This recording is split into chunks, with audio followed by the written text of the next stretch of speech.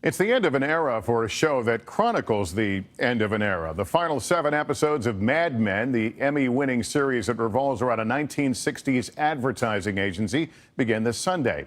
We were among the last to visit the set before it wrapped up production.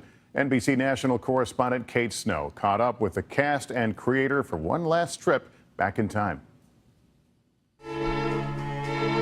It was the first of its kind for basic cable, a show that created a sensation and drew rave reviews from the very first episode.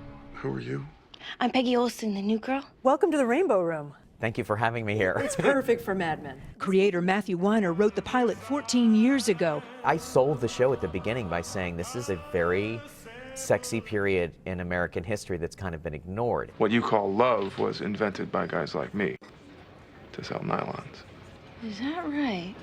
Weiner introduced viewers to the glossy world of a New York City ad agency.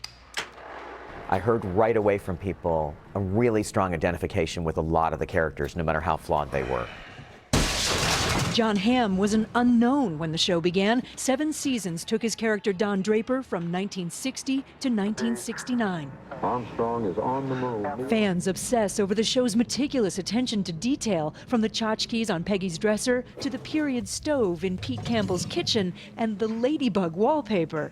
We got to visit the set before shooting wrapped. If you open up any of these folders, there's actual expense reports. For the actors, nearing the end of a show that launched their careers is bittersweet. I know that I will see these people again, but I will never see Peggy again, and I will never see Dawn again, and I will never see Joan, and I will never see Pete. And that, to me, is the sad part. That's what gets me. They bonded between scenes in this oasis they called base camp. We got a rare peek. People are texting me like, you gotta come down, we're playing catchphrase right now. I've never had that on a show ever, where people want to just hang out.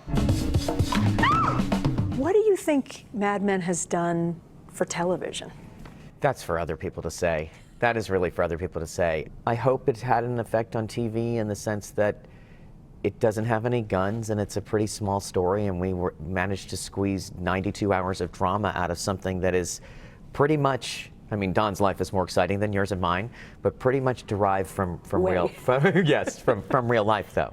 Weiner says he's known how the series would end for about 4 years, but in true Mad Men fashion, no one is revealing any secrets. It's an important part of the story, the end, and it will, I hope, affect the audience just as much as it affects us, and they'll miss us as much as we miss it. Kate Snow, NBC News, New York. Hey, NBC News fans, thanks for checking out our YouTube channel. Subscribe by clicking on that button down here, and then click on any of the videos over here to watch the latest interviews, show highlights, and digital exclusives. Thanks for watching.